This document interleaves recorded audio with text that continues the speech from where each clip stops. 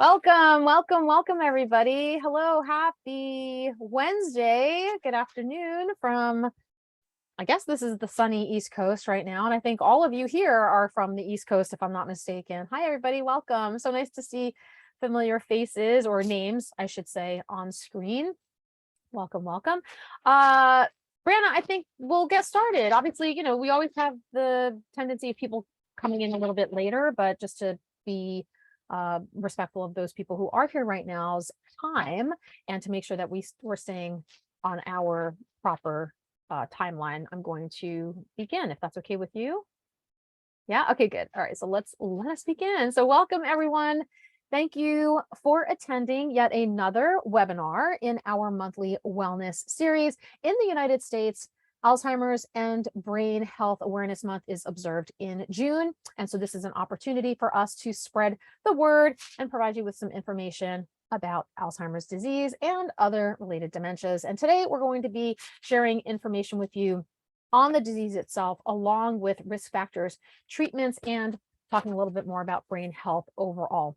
Some housekeeping rules or items to share with you before we begin officially. This is a recorded session, so I'm thinking as everybody was coming in, you probably heard the announcement saying that this would be recorded.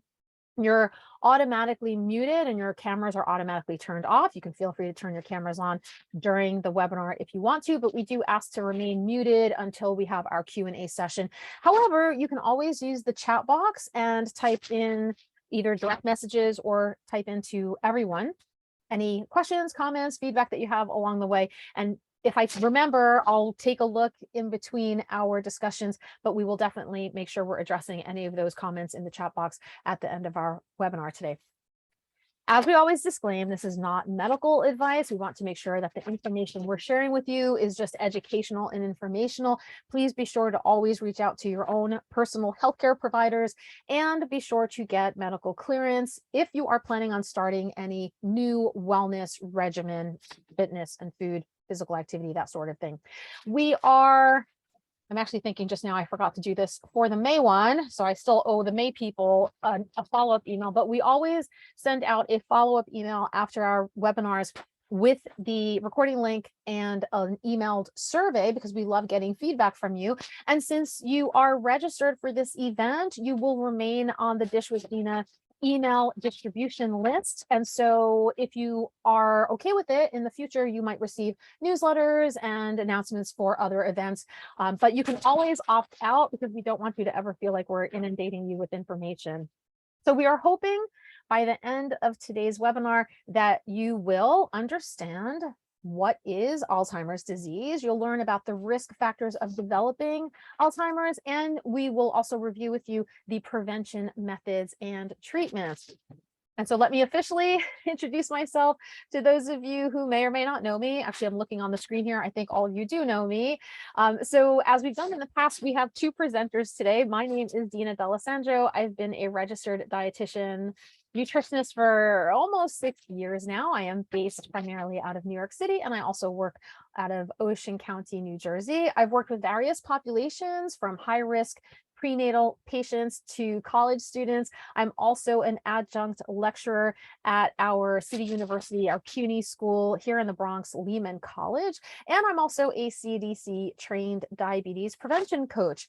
In my previous life, I worked in meeting and event planning as well as project management, all of which helped me hone and develop my organizational skills, which have really come in handy when helping me work with my patients and clients in developing realistic and sustainable habits to help them achieve and meet their health and wellness goals.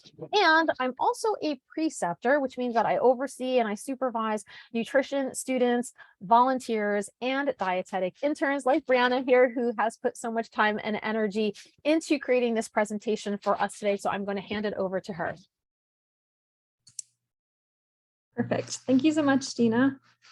Hi, everybody. My name is Brianna Harrington, and I wanted to share a little bit about myself as well. I received my Master's of Science in Nutrition from Meredith here in North Carolina, and I'm currently in my last rotation for my internship. I'm doing my distance dietetic internship through CUNY School of Public Health. For my internship rotation so far, I've completed my clinical rotation at UNC Johnson Hospital, my research rotation at UNCW's College of Health and Human Services, my food service management rotation through Union County's public school system, and for my informatics and policy rotations, I did them with Dina. Oh, did you say something in the chat? Okay. Yeah, I typed into Faith, who I see on screen here. I think she was also at CUNY School in Public Health and Health Policy. Wow, I've got a buddy in here. Yeah. Okay. Well, lastly, I split my 10-week community rotation with Renfrew's Eating Disorders Clinic for 7 weeks, and I'm doing my last 3 weeks of that with Dina. Overall, I feel I've learned a lot from these rotation sites, and I have an interest with working with community nutrition, food service management, and eating disorders once I pass my RD exam. Okay. So let's learn a little about you guys. In the chat, please enter what state you currently live in and your favorite food. Oh, that's awesome, babe.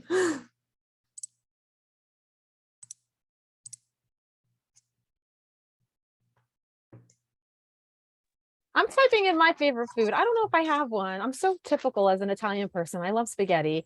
So I'm putting in spaghetti in here. And I think I also love chocolate and peanut butter ice cream. I'm going to put 2. What about you, Brianna? What is your favorite food? I'm big on pizza, honestly. That's like a really good pizza. Love pizza. Mm. And let's see. Oh, good. Antoinette, chocolate chip cookies. That's right. North Carolina representing from Brianna. Thank you. Excellent. Excellent. New York State, salmon and lamb. Okay, Latrice coming in with the more like healthy, nutrient dense foods, and some of us are also coming in with some more enjoyable, indulgent type of foods, because all foods fit as far as we are concerned. Thanks for submitting all of your answers in the chat. Thanks, everybody. Perfect. Okay, so now we will review some information in order to better understand what Alzheimer's disease is. So, what is Alzheimer's disease? Alzheimer's disease is a non-reversible, age-related brain disorder. It worsens over time and eventually results in significant loss of mental function. Such losses are linked to deterioration of connections between specific neurons in the brain, which leads to their death. Alzheimer's disease is not a normal change that comes with aging. The most well-known risk factor is getting older, and the majority of Alzheimer's patients are 65 years and older. People who develop younger onset Alzheimer's disease while they are younger can be in early, medium, or late stages of the condition. Alzheimer's is a degenerative condition in which dementia symptoms worsen as time goes on. It also has no cure, but research is currently being done in hopes of finding a cure. This slide focuses on the 3 major hallmarks associated with the disease process of Alzheimer's. Bear with me, it's going to get a little science heavy. Amyloid plaques are made of beta amyloid peptide fragments. They are mixed with a variety of other proteins, small parts of other nerve cells, and remnants of neurons. Inside neurons, there are neurofibrillary tangles, also known as NFTs. There are irregular accumulations of proteins called tau. For healthy neurons, normal tau is necessary. On the other hand, tau clusters together when a person has Alzheimer's disease.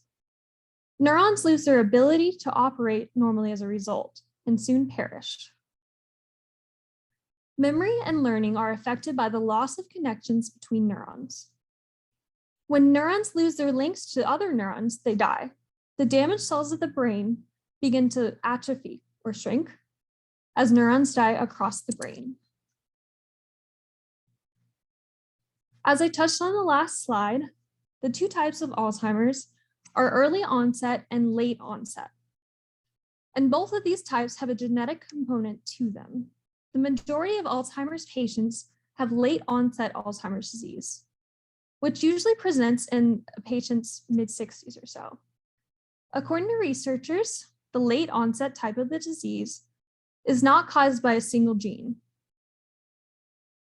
A genetic factor increases one's risk in having one allele of the A lipoprotein E. This is also known as APOE.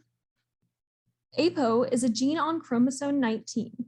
It's a genetic risk factor because it raises a person's likelihood of developing this disease. Early onset Alzheimer's disease affects persons in their 30s to mid 60s and accounts for less than 10% of all Alzheimer's patients. An inherited variation in one of 3 genes causes certain instances, and some genetic components are involved in other cases. Additional genetic variations for early onset Alzheimer's disease are being investigated by researchers. It's also important to note that APOE4 allele does not indicate that a person will always develop this disease. Some persons who have the APOE4 allele never get Alzheimer's, while others who develop Alzheimer's have no APOE4 alleles. Recently, actually within like the past week or so, there was an article published stating that 2 rare APO variants reduce one's risk for developing Alzheimer's by more than 60%. One of the research involved in this large study named Li Guan stated that APOE4 is the strongest genetic factor for late onset Alzheimer's disease. And identifying genetic variants counterbalancing is the strongest genetic factor for late onset Alzheimer's. Hang on 1 second. Okay, I lost my place. I'm gonna start over. So the APOE4 is the strongest genetic risk factor for late onset Alzheimer's disease. And identifying genetic variants counterbalancing is associated risk may shed new light on its role in driving Alzheimer's disease. These findings will hopefully lead to development of new drugs that mimic the effect of these genetic variants on APO to reduce the impact of APO4 on Alzheimer's disease pathology. The other variants with the V on it, APOV236E, that one, is a variant that is co-inherited with APOE3. It is reported to reduce the risk of developing Alzheimer's disease by more than 50%. This has been previously shown to be linked with decreased risk of developing Alzheimer's disease in smaller cohorts, but it's now further supported with this larger data set. If anyone would like the link, I will post the article in the chat. Yeah, I'm going to do that right now. Thanks, Brianna. Perfect. When you do go to the link, you do have to register, but it's free. Next, we're going to discuss some of the risks for Alzheimer's disease, and we will expand a little bit more on the following slides. I'm going to get a drink real quick. You guys are welcome to get a little drink too. We'll all take a hydration break with you. A lot of talking here. Okay. Scientists still don't know what Alzheimer's disease is in the majority of people. They believe there's not one single cause. Research shows that disease is a combination of age-related changes in the brain, as well as environmental, genetic, lifestyle factors, and lifestyle factors that are likely to blame. While risk factors such as age, family history, and inheritance are unchangeable, new evidence reveals that there are other aspects we can influence for Alzheimer's. As we stated earlier, although older age is not a cause of Alzheimer's disease, it is the most important recognized risk factor. Beyond the age of 65, the number of people with Alzheimer's disease doubles every 5 years. Alzheimer's disease affects about 1/3 of all adults ages 85 and up. That's a lot. Scientists are discovering how age-related alterations in the brain may damage neurons and other types of brain cells, resulting in Alzheimer's disease. Some examples of age-related changes include atrophy, as we said, shrinking of cells, of specific areas of the brain, vascular damage, inflammation, the formation of unstable chemicals called free radicals, and the breakdown of energy production inside cells.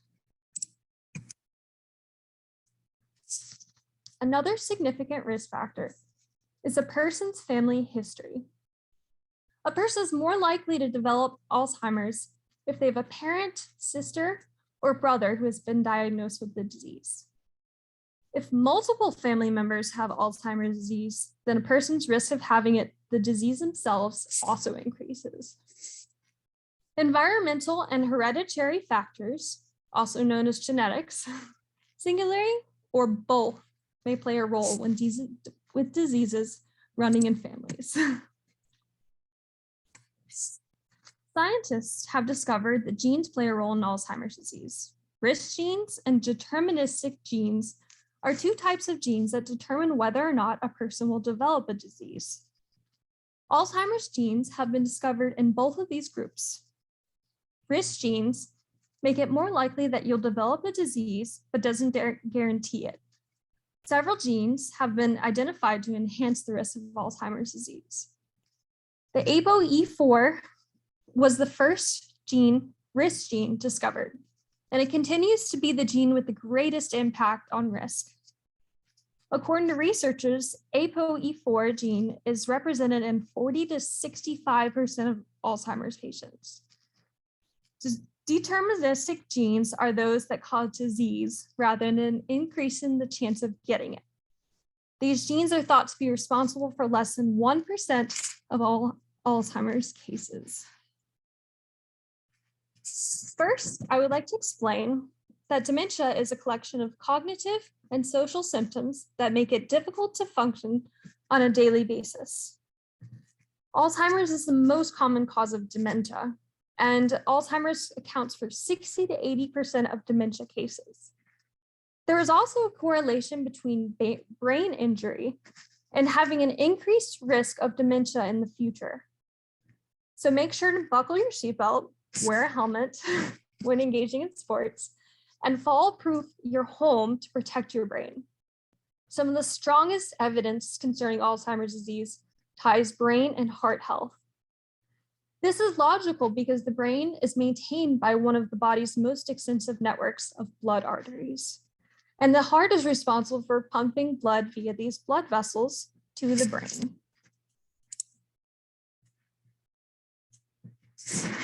There are several disorders that are linked to an increased risk of cardiovascular disease. These include high blood pressure, high cholesterol, and diabetes. These conditions are also linked to an increased risk of developing Alzheimer's disease. According to certain autopsy reports, up to 80% of people with Alzheimer's disease have also had cardiovascular disease. Next, we are going to focus on prevention and current treatment for Alzheimer's. Like many debilitating diseases without cures, people are often worried about when a drug will be made available. So we want to share some of this current research we came across concerning Alzheimer's disease. The U.S. Food and Drug Administration has given Aduhelm an expedited approval as an Alzheimer's treatment method. Stumble a little bit. This is the first FDA-approved treatment indicated for Alzheimer's disease, and it targets the illness's fundamental biology. This treatment has shown that from eliminating beta amyloid plaques from the brain, which we mentioned earlier is one of the hallmarks of Alzheimer's disease, can prevent cognitive and functional deterioration in persons with early Alzheimer's disease. Aduhelm is administered intravenously through a 45 to 60-minute IV infusion every 4 weeks. Infusions can be done at hospitals or infusion therapy centers. This drug needs to be given by IV in order for medication to reach the brain most effectively. According to the FDA, this drug increases beta amyloid plaques, which itself is anticipated decreases beta amyloid plaques, which in itself is anticipated to contribute to a decrease in Alzheimer's disease clinical decline. This can mean that people have more time to actively engage in daily life, maintain their independence, and remember things for longer. I personally actually didn't know about this until I started researching all of this stuff, so I thought that was pretty cool. Factors like social and mental impact, physical activity, diet, and sleep play a role in supporting our overall brain health and reducing our risk of Alzheimer's disease. According to several research studies, maintaining strong social relationships and remaining cognitively active as we age may reduce our risk of cognitive decline with Alzheimer's disease. It's important to note that experts still are not sure why there's a link between the two. It could be due to direct mechanisms that build connections between the brain and nerve cells as a result of social and mental stimulation. Physical activity is linked to a lower incidence of cognitive decline. And it's also an important aspect of any total body wellness regimen. One should engage in cardiovascular exercise to raise your heart rate only if it's safe for you. This can improve blood flow to your brain and body, delivering additional nutrition while lowering dementia risk. Factors such as diabetes, high blood pressure, and high cholesterol. One should consider activities like taking a dance class, strolling with a friend, joining an exercise club, or even golfing. I personally haven't tried that myself, but these activities are both socially and psychologically stimulating. It's important to note that not everyone will be able to engage in fitness in the same way. Whether or not a person is dealing with illness, injury, or disability, they can find ways to move. You can always find ways to move what you can. Some alternative or other options include gentle seated yoga, swimming, resistance bands, and try to include activities that you enjoy so that you continue to participate in them. Bike riding, gardening, and dog walking are some further examples. Lastly, before beginning any new workout program, please consult your doctor to make it sure it's safe for you.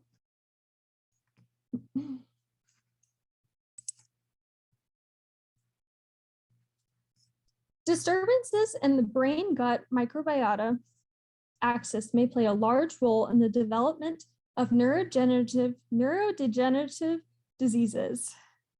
Alzheimer's disease is the most common form of dementia, as we said earlier. It's marked by a progressive loss of cognitive function linked to the production of amyloid beta plaques and neurofibrillary tangles. Changes in gut microbiota composition result in greater gut barrier permeability and immunological activation. This can contribute to systematic inflammation, which can compromise the blood-brain barrier, which promotes neuroinflammation, neural damage, and eventually neurodegeneration. According to a growing body of experimental and clinical evidence, gut microbiota and gut dysbiosis host interactions that play a major role in neurodegeneration. The etiology of Alzheimer's disease is aided by the confluence of gut-derived inflammatory responses, aging, and poor diet in the elderly. Probiotic supplementation or food-based therapy, of which alters the gut microbiota composition, may provide insight on preventative and therapeutic alternatives for Alzheimer's disease. So let's take a poll. Have you ever heard of the MIND diet before? I'm launching this poll right now because we want to collect answers. Being that I know the majority of you are in the health sciences world, maybe you've already heard of this before, but some of us have not, or we don't know what it stands for. So I'm going to wait another couple of seconds here. It looks like about half of you have responded. Okay, that's good to know. So I'll share the answers on screen in a second, but it looks like 50-50 so far, Brianna. Some yes and some no. Okay. So if anybody else wants to chime in, I think we have a couple more people waiting, and then I'll end the poll right here. And let me share the results on screen. I think you can all see that. So yeah, about 50-50. Yeah. So good. You'll be learning something new right now. I actually hadn't heard about it until I started researching this also. So what is the MIND diet? The MIND diet is a mixture of eating patterns, including the Mediterranean diet and the DASH diet. The DASH diet stands for Dietary Approaches to Stop Hypertension. Traditional Mediterranean diets include grains, legumes, vegetables, fruits, nuts, and seafood, which are all whole, minimally processed foods. They might also include small amounts of meat, dairy, and egg products, as well as a little amount of alcohol with the Mediterranean diet. DASH promotes the consumption of fruits, vegetables, poultry, fish, whole grains, low-fat dairy products, and nuts. Sodium, added sweeteners, fat, particularly saturated fat, red meat, and sugar-sweetened beverages are not included in the DASH diet. According to a study with results spanning an average about 4.5 years, the MIND diet reduced participants' risk of Alzheimer's disease by as much as 53% in those who follow the MIND diet religiously. And about roughly 35% of those who followed it moderately well. More research is needed to validate these findings, but employing this dietary pattern approach to improve cognitive decline in elderly appears to be a viable technique. It's important to recognize that there can still be benefits if a person does not follow the MIND diet exactly as indicated. This is a crucial point because I know food prices are extremely high right now, and affording a lot of things may be difficult for a lot of people, and also gas prices and living and everything kind of right now. It's pretty expensive. Okay. This slide features MIND foods that a person should aim to consume to decrease the risk of Alzheimer's disease. The green leafy vegetables category includes cooked greens, kale, spinach, salads, everything kind of along those lines. One should aim for at least one serving of leafy green vegetables per day. At least once a day, try to consume other vegetables other than leafy green vegetables. Non-starchy vegetables are the ideal choice because they are high in nutrients and lower in calories. One should aim to eat berries at least twice a week. Although blueberries are thought to be more potentially beneficial, any berry can be included in the MIND diet. Try to consume 5 servings of nuts or more each week. The creators of the MIND diet did not specify what kind of nuts are best to consume, but likely a variety would be helpful. Use olive oil as your main cooking oil, but keep in mind its lower smoke point when cooking. One should aim for at least 3 servings daily and focus on whole grains that are minimally processed for the whole grain category. Eat fish at least once a week. It is best to choose fatty fish like salmon, sardines, trout, tuna, and mackerel on the MIND diet. Omega-3 fatty acids have been linked to lower incidence of dementia in a few reports, especially when consumed as part of the healthy diet. However, there's mixed evidence that omega-3 itself is behind this benefit. Instead, researchers think that the fish as a whole can provide various nutrients in fish that help reduce risks. Another benefit of eating fish is that it may contribute to a better overall diet. One should eat beans 4 or more times a week. This includes all lentils, beans, and soybeans. For this diet, you should try to eat turkey or chicken, poultry, at least twice a week. It's important to note that this does not include fried chicken as a recommendation. For wine, the Mediterranean diet includes red wine to be heart healthy, but the CDC advises against regular drinking and states If you don't drink, don't start drinking. Drinking less alcohol is better for health than drinking more. Try to include healthy brain nutrients from food and not from alcohol. While the MIND diet places a major emphasis concerning which foods to eat, it also recommends limiting red meats, cheese, refined grains, added sugars, fried meals, and saturated fats like margarine and butter. Try to limit your daily consumption of margarine and butter to less than 1 tablespoon. Instead, try dipping bread in olive oil with some herbs. Use olive oil as your primary cooking fat. Cheese should be consumed no more than once a week, according to the MIND diet. Red meat should be limited to 3 servings per week, including all pork, lamb, beef. Items manufactured from these meats are also included and should be limited also. Fried food, particularly fast food style fried food, is strongly discouraged on the MIND diet. Limits its consumption to once a week or less. Most manufactured processed desserts fall under this category of pastries and sweets. This includes foods like cookies, brownies, snack cakes, ice cream, donuts, candy, and other treats. Limit your consumption to no more than 4 times a week.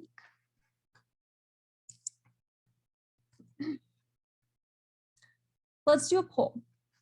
What % of the American people are getting less than the recommended amount of sleep?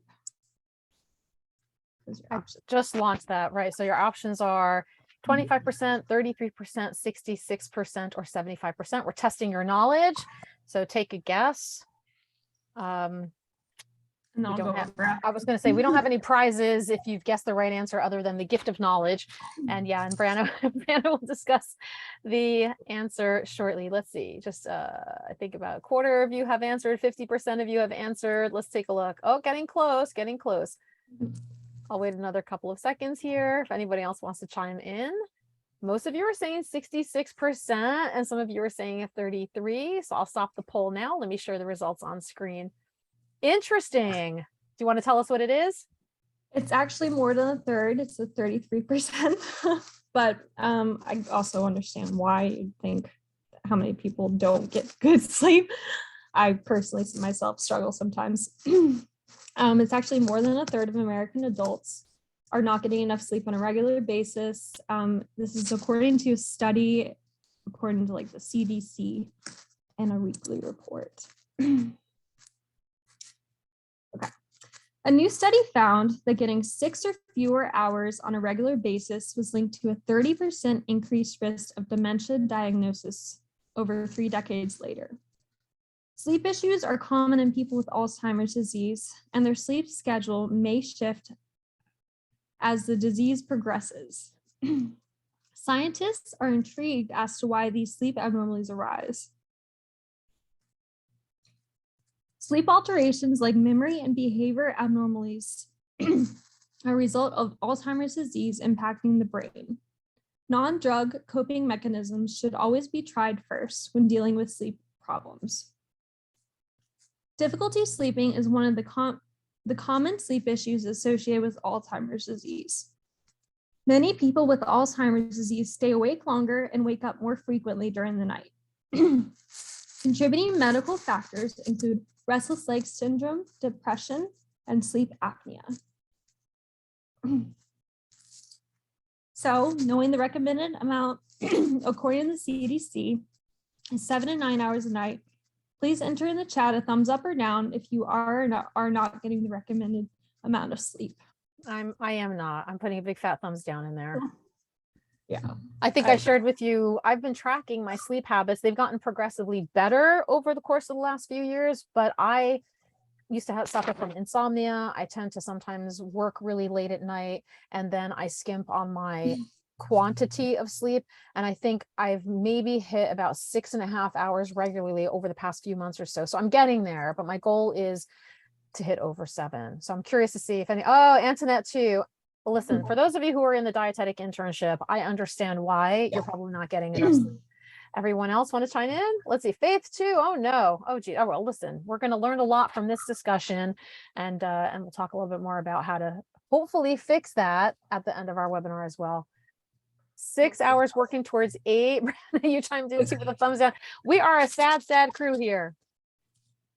Yeah, it's a process. It's a work in progress, I feel like, for a lot of people. Okay. Now I'm a little bit more hydrated again too. Okay, non-drug strategies. The National Institute of Health and most experts strongly agree to encourage to use non-drug measures as opposed to using medication. Some non-drug strategies include encourage regular daily exercise, but no later than 4 hours before bedtime. Seek more morning sunlight exposure. Avoid alcohol, caffeine, and nicotine. Make sure the bedroom temperature is comfortable. Provide night lights and security objects. If the person awakens, discourage them from staying in bed while awake. Use the bed only for sleep. And discourage watching television during periods of wakefulness. Medications for sleep changes. For those individuals who must require medication, experts recommend that the treatment begin low and slow. This is because research has shown that some drugs are associated with an elevated risk of death and stroke, and those associated with dementia. The different medications used for sleep changes include sleeping pills, atypical antipsychotics, tricyclic antidepressants, benzodiazepines, and older classical antipsychotics. Thank you. So as we like to do when we hold these webinars is provide you with a list of takeaways and to encourage you to develop some sort of action plan towards implementing changes that potentially could be made in healthy habits forming to help reduce your risk of, in this case, Alzheimer's disease, but really anything that you're doing is going to hopefully benefit and reduce the risk of other chronic diseases or illnesses in the future. So my first thing that's listed on here is to get to know your family history. I have a personal story about my dad who, up until the time of his death, we had no idea that he was suffering little mini strokes. He refused to go to the doctor.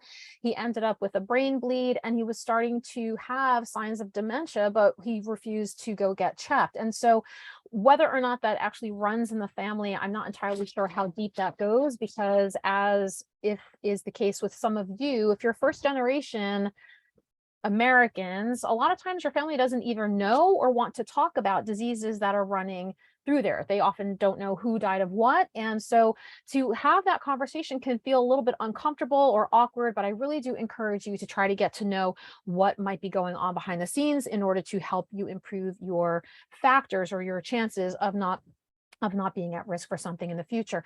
If you don't know who your biological family is, you can potentially meet with or discuss with your doctor getting referred to a genetic counselor. I have a genetic counselor friend of mine who I reached out to earlier, and we were discussing that there are no, I'm actually reading here what's on the list. There's no approved predictive genetic test for the most common form of Alzheimer's disease. However, some clinics will offer testing. Some people can do screening measures, and doctors can generally diagnose Alzheimer's disease without the use of genetic testing being involved, because they do have some other screening tests and other forms of tests they can use. So if you think that this is an issue within your family and you're worried about it, that could be added to your next discussion with your primary care physician.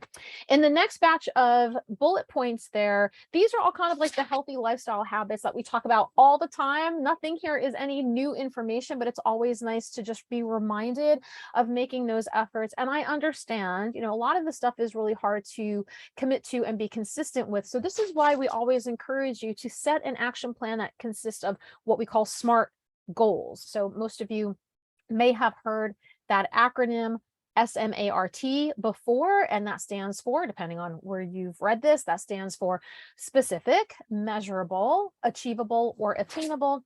The R stands for either relevant or realistic, and the T usually stands for time bound or time sensitive. And what that does is help you put into place these baby steps that you can incrementally add in hopefully realistic and achievable way and sustainable way as well for you to get from point A to point Z. So as you saw before in Brianna's slides, the mind food diet, or the mind diet foods, I should say, increasing or decreasing some of those foods from your current eating plan. If you feel like you're going a little above and beyond in some of the more heavily processed foods and not really engaging in some of the wholer types of foods, then maybe it could just be a matter of scheduling time to go grocery shopping, or looking through, if you're like me, I don't always have the time to actually physically go grocery shopping. So I do online ordering and get deliveries sent to me every so many weeks or so. And then just making small incremental changes. So maybe adding in some leafy greens. I didn't even realize some of the recommendations when we think of, servings per day of a particular food group. I kind of forget sometimes, like, oh, I didn't eat my salad for the day. And that's really it. Like maybe you just need a salad a day, and that's something to start with. Managing your sleep habits. And according to current research, I cannot stress this enough.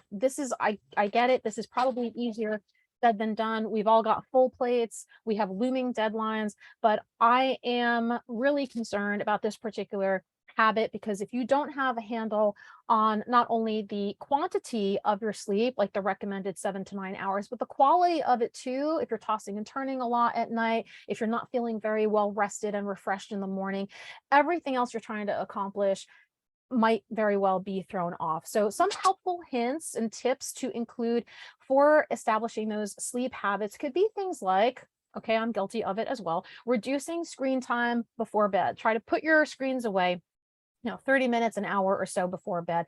Sleep, if you can, in either a dark room with blackout curtains, or like I do, I have a whole headgear thing that I've got going on where I just wrap my entire head in dark cloth and dark sleep masks. And I even have like sound protecting ear things that I wear as well. You can also reduce noise exposure if possible. So, I mean, this is New York City. For me, it's a little hard to keep out all of the sirens going on, but I can maybe put some background noise or white noise in the background if I want to. And try to set a wind down time. Like try to establish a time at the end of the night where you're like, you know what? I'm getting into my jammies. I'm putting all of my things away. I'm preparing for the next day. And this way you don't have to interrupt your sleep by being concerned about what is to be done or what you forgot to do. Now, I will do a shameless plug here, because a lot of the attendees who are joining us today have worked on webinars like this with me in the past. And in my YouTube channel, which I'll link to at the end of this webinar, I'll send that through the chat. In the YouTube channel for Dish with Dina, we have uploaded a lot of those past webinars. So like Antoinette worked on FitFab February heart health one, and it has all of these factors and healthy habit recommendations in that. Cassie and I worked on one about stress management, which is really important too, as far as that brain gut connection of keeping, your tummy trouble at bay because you're in knots overstressing from something that's going to affect your brain, and vice versa. If you're stressing out over things, you might not be able to digest and metabolize well. So I'll put a link in the chat shortly, and you can go onto the YouTube channel and check out some of those webinars that we have uploaded there. Also, maintaining strong social connections. So, yes, we're still in a pandemic. Not everybody, myself included, may be feeling comfortable to be out and about, but as much as we have probably been zoomed out, setting up some time to do, FaceTime or a virtual visit with your friends. I try to reach out to a few people every day, or at least every week, and just let them know I love them. I'm thinking of them. I also really do my best to reach out for support if I'm overwhelmed with something, so I'm not internalizing a lot of things, and maintaining those connections as well.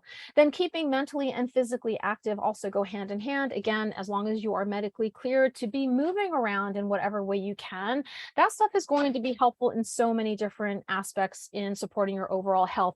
But specifically too, especially if you're including something like strength training, resistance training, weight bearing exercises, that really helps with engaging what's called our core and helping us stabilize and balance ourselves so that we reduce our risk of falls and fractures in the future. Because, as Brianna said earlier, we don't want brain injuries or head injuries to happen. And a lot of times when people fall, they'll knock their head on something. So the more actively involved you are that can maybe be part of your SMART goal steps that you're taking in the next few weeks. So take a look at what's on your calendar, see if you haven't been moving around a lot, maybe you can implement or increase intensity, frequency, or duration of something, whether it's taking a 10-minute break and going for a walk around the block, or jumping on a treadmill, either at home or at your gym, and just slowly trying to increase the physical activity that you can accommodate. Last but not least, especially if you are at risk or have concerns about developing Alzheimer's disease and dementia, please stay current on some of the updated research. I mean, yes, we come from the health sciences world, and because of what we did here for this presentation, we looked through a lot of research articles, but I'm actually going to copy paste this into the chat right now. There is a World Alzheimer's Month and also Alzheimer's Day coming in September. So keep an eye out for that. Maybe click on that website link right now and bookmark it on your calendar. Keep an eye out for any of the social media engagement that they might be putting on, or maybe there's a conference that you're interested in going to, because it really is such a unique and interesting disease that still is so very obscure and complex. And so every time, we hear of these new different changes, we didn't mention it in this webinar, but I've actually come across articles that are now calling Alzheimer's disease type 3 diabetes. So this is really interesting to see what's to come, and the future steps of maybe that mind diet will also be, rejiggered in some way once we learn more about potentially managing and reducing our risk of that. Yep, there we go. Thank you, Brianna. Thank you. And so let me just check the chat here. Oh, okay. Thanks, Brianna. Excellent to know about your mom. That's interesting too, as far as not knowing, right, the family history thing. That can be quite challenging. Antoinette, we mentioned before about the 6 hours. If anybody has any additional questions, comments, or feedback, you can throw them in the chat now. We'll try to do our best in answering them, especially since we use I'm sorry, Brianna, that you had to do all that. You use a lot of really big, like multi-syllabic words. I'm so glad that I didn't have to do that, because I would have been stumbling a lot when it comes to neurodegenerative diseases. Yeah, I would have had some issues. It was a lot. Stumbling. I was just like, I'm gonna get through this. Get through it.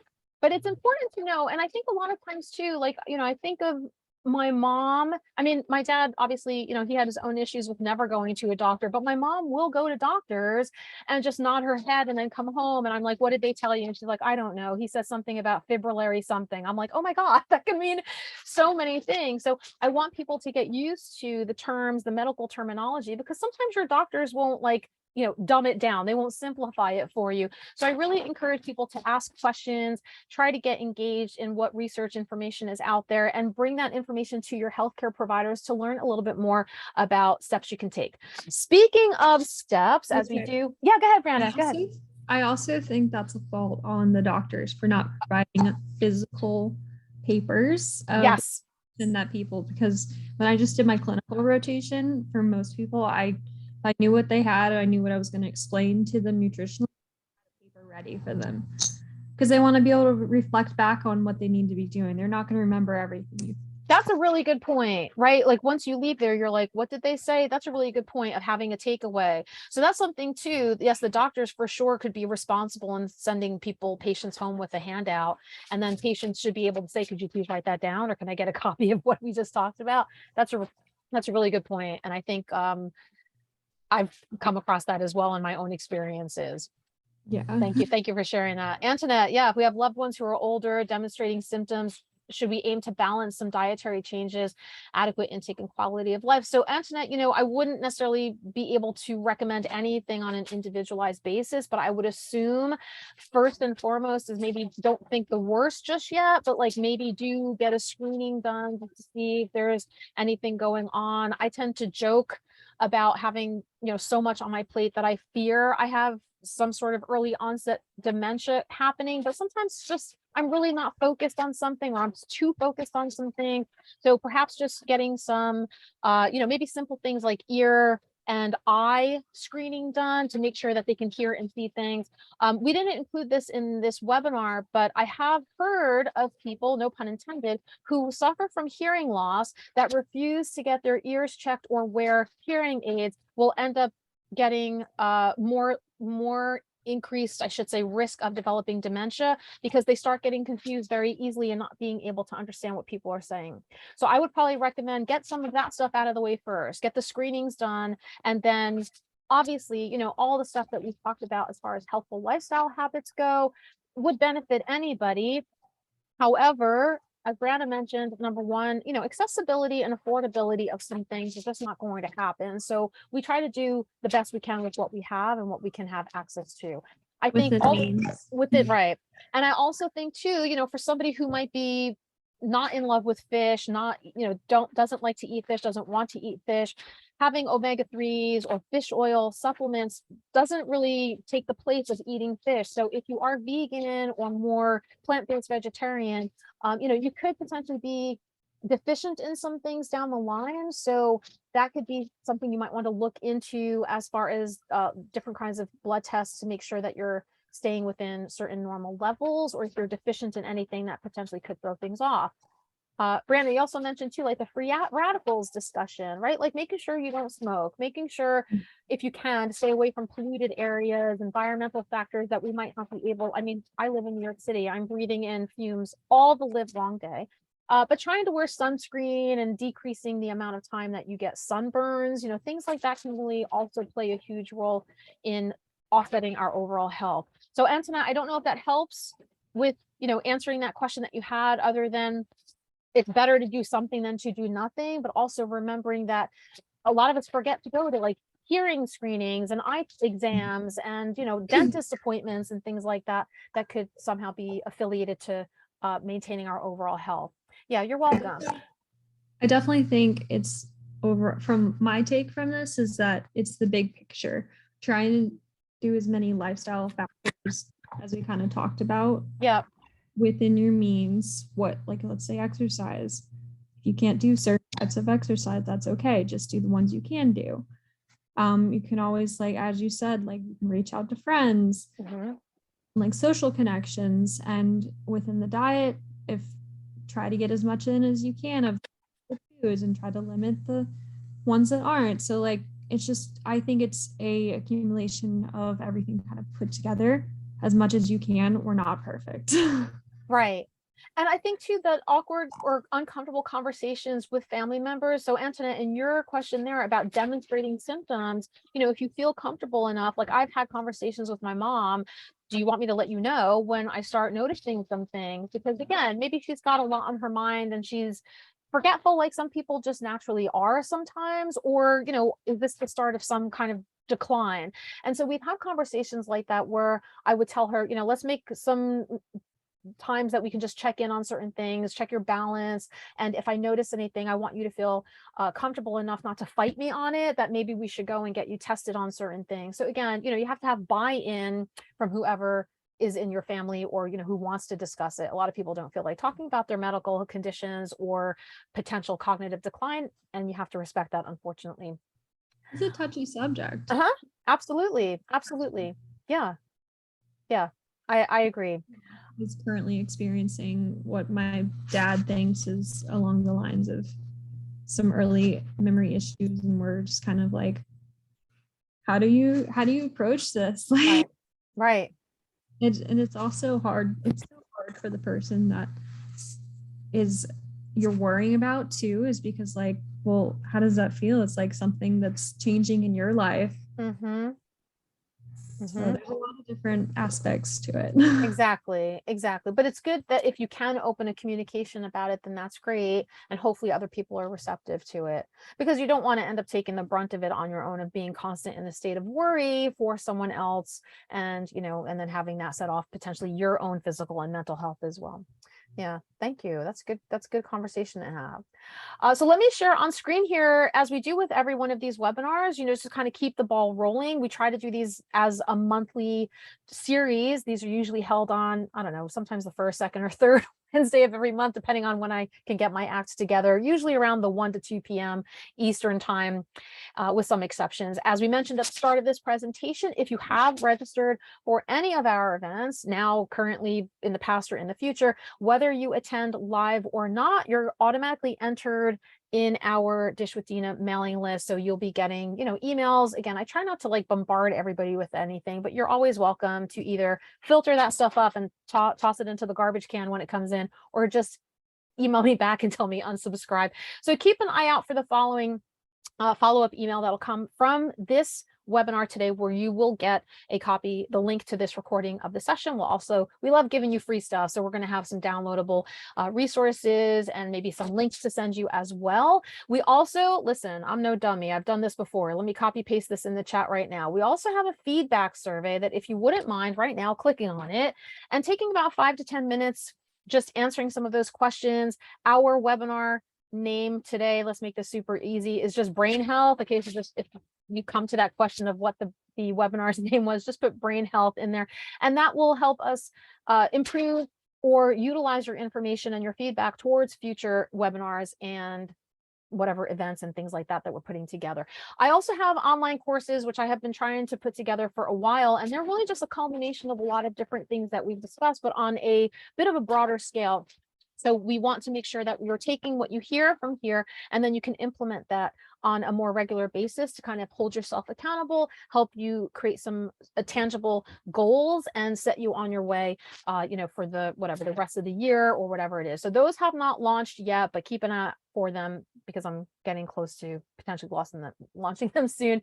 In next month, in July 13th, Wednesday, we're going to do a mid-year check-in. So we'll talk about how things are going to be going for the second half of the year and try to keep you on top of meeting those goals and holding your hand along the way too.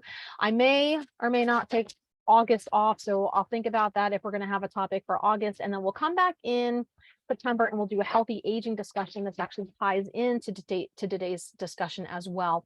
We'd also love for you to keep in touch if you can. Please, if you're not already doing this, follow us on social media. Basically Dish with Dina across every single thing you can imagine. Share our contact info and social media accounts with your friends, families, and loved ones, because word of mouth really does go a long way. And the more people we can reach out to, the better it is, I think, for everybody. I mentioned earlier, I'm putting that in the chat right now. If you are not following or subscribing to our YouTube channel just yet, please do so, because stuff like this is for you, for the attendees, but within a couple of months, I'll make it public and I'll post it to our YouTube channel. And so we have a lot of stuff on there from past webinars and also from our annual wellness retreat that we do as a mental health fundraiser. Every year we put the videos linked on that too. I'm also going to put in here my LinkedIn and Brianna's LinkedIn profiles, in case anybody wants to connect with us, because if you are involved in health sciences, this might be a good opportunity for us to network with each other and collaborate, because I don't know everything about everything, and maybe you know some things more than I do, and you're an expert in certain fields. And so I would love to do co-presentations with you or your colleagues in the future. I also, feel like it's always nice to establish those connections. Last but not least, I am always going to include donations are welcome, because we try to make our content free all the time as much as possible, and also any services that I provide more accessible and affordable to people who are underserved or more marginalized. So if you are so apt to do so, the links to my Venmo and my PayPal accounts will be in the email that follows up, and you can give whatever you want to give, or you can give nothing. That's totally fine. We're always going to do this stuff for free for you, but it does help. A little bit goes a long way. And because I work with student volunteers and dietetic interns, they do all this stuff for free, and they put endless hours into this stuff. So it's nice to throw some small stipends their way, or take them out to lunch, or give them some gift cards every so often. So thank you everybody so much for attending, for joining us today. Again, I want to thank Brianna for all of her hard work, energy, and effort in putting this presentation together. Before I officially shut down, Brianna, is there anything else that you would like to share? I hope you guys learned something, maybe a little bit more than just one thing, I'm hoping. And I hope you guys enjoyed it, and feel free to reach out. Thank you. Thanks, everybody. Hope to see you again in another webinar. Bye. Bye, everybody. Thanks, Professor D. Thank you. Have a good one.